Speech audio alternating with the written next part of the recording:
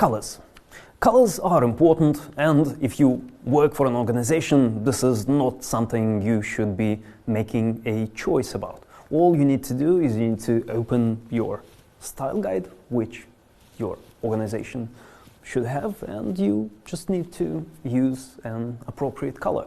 And in that case, if this is your situation, all you need to know, to understand, I think, are the meanings behind those colors. I think you need to be conscious in your communication. I think you need to understand what exactly are you saying with this or that color. But if you are trying to set up a new organization, or if you're working as an independent person, you probably need to create a style guide. And in order to create the color part of the style guide, you need to select your primary color and then create a palette using a color matching tool. I think you probably know that certain colors match and certain colors, well, don't. But I don't think you need to understand all those intricate things about, the magic of color matching. All you need to do is to use some simple, like this one, for example, colorexplorer.com. There's plenty of them on the internet. This is just one I like. If you Google color matching tool, it will come up with hundreds of those. All you need to do, you input your primary color, and then there are a number of algorithms, and you choose the one you like. Actually, I think you need to just scroll through all of them and just try different combinations and to see what works and what doesn't. And all those palettes you can get by just inputting the basic midnight blue. However, you do need to come up with this basic midnight blue. You need to choose your primary color. You need to choose a color to start from. And this primary color should be the color communicating your personal or organizational brand character. And the question here is, what is it that you're trying to communicate? Are you trying to come up as bold, aggressive, or friendly and honest? Are you trying to be risky or stable, etc., etc.? Colors can communicate those kinds of things.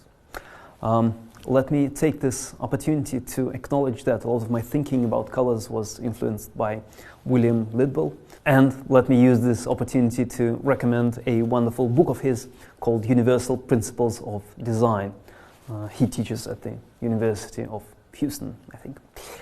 So, things I think you should need to know about color. Colors have general and context-specific meanings. I will explain in a moment what that means. Context meanings mostly overpower general meanings. Thing number 3, shades of colors have their own separate meanings which might overpower general meanings. And finally, the general meanings conform to a certain logic, which is, I think, the hardest and the most surprising thing of all. Let me explain what I mean. We all know that color works. We all know that color means something and it influences people. We all know that this stop sign is not as effective as this stop sign. This stop sign has much more stopping power, if you will, as opposed to colorless version. So generally, red means stop. Nobody needs to explain this to anybody. We all kind of get this unconsciously. So the question is, if red means danger, if red means stop, why does McDonald's have a red logo? And the answer would be, well, in context of food, red doesn't mean stop. There's plenty of edible things which are red. We know that as far as food is concerned, red means safe. Quite unlike blue, for example. Blue generally means spoiled. So, also, if you look at the, competitive context, if you will, those people compete on visibility, right? The choices people make about their fast food restaurants are not, they don't sit and deliberate whether I should go there or there. It's who's more visible. If you see those bright, big red or yellow, probably, signs, chances are you will go to the first joint you will see. So it also works for sort of practical purposes. Yes, red means danger, but it's also very visible. And in that case, visibility is more important than, well, perceived dangerousness. However, the problem arises when people start to think, well, you know what, I've heard somewhere that fast food is bad for you. And in that case, this danger red and McDonald's red, they kinda collide. This is where McDonald's brand managers start to get, fidgety. This is where they start to think, oh, maybe we should try and change something. And this is when they start trying changing things. The green logo is the actual McDonald's logo that they are currently using in Europe. And green, of course, is a much better color in terms of food. Green means healthy, green means fresh, but also green means safe, generally safe. It doesn't mean danger, right? Now, they've also tried that in Russia, and Russian people said, no, we do not believe that McDonald's is actually safe. And in Russia, McDonald's reverted back to red. However, they didn't revert to the previous shade of red. Instead, they reverted to a much darker shade of red, the ketchup red. And I think that this red doesn't have that much stopping power as the previous traffic light stop. So, things to know about color. Colors do have general and context-specific meanings. Yes, generally, red means stop, red means danger. But in the context of food, red more or less means safe.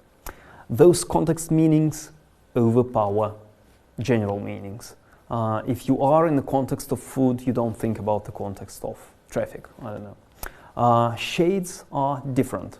The dark red is much, safer than the bright red. And one final thing, those general meanings conform to a certain logic. And let me explain what I mean. We know that colors exist on a continuum. Every color is just a part of the visible spectrum. There's no correct answer to the question, how many colors are there in a rainbow? The answer should be, all of them, right? It all depends on how fine is the cut. You probably know that there are warm colors, reds and yellows, and cold colors, greens and blues. Now, what you probably don't know, and what I didn't know until a couple of years ago, is that this progression from red to blue, from infrared to ultraviolet, is actually a journey from barbarity to civilization, if you will. This is how words for colors appear in languages. And apparently there's some sort of an association between the color and the, I don't know, if you will, human stage of development. Red being very barbaric and aggressive and sexual, and blue being very sophisticated and civilized. And this is, how things develop. If we only talk about language, not the psychological associations, this hypothesis was first publicized by Berlin and Kay in 1969. And what they're saying is that all languages have this distinction between black and white, or between light and dark. However, not all languages have separate words for abstract colors. In many languages, if you want to say, oh, this is green, you have to refer to something else. You have to say, oh, this is the same color as grass, for example. Of course, in modern English, green and grass are related, but they are different words. They are separate words. Green is an abstract word which is not used generally for grass. So, at first we have distinction between black and white, then we have distinction between warm and cool. We have, for example, one word for both red and yellow, and another word for green and blue. And then we have separate words for red, separate words for yellow, separate words for green and blue. And this is how things develop. 200 years ago, in the Chinese language, there was no distinction between green and blue. It was the same color for most of the Chinese, represented by the same character. Modern Chinese, of course, does have this distinction. Until the Second World War, for many Japanese, there was no difference between green and blue. As you can see from this traffic light, it is just the same color for some of the people. And once again, modern Japanese, of course, does have this distinction. So I encourage you to read a Wikipedia page. It is called the color naming debate, so there's still a debate. But I think this is a very interesting debate to be familiar with. And we will talk about basic colors. We will talk about meanings of basic colors. Black and white, red, yellow, green, and blue.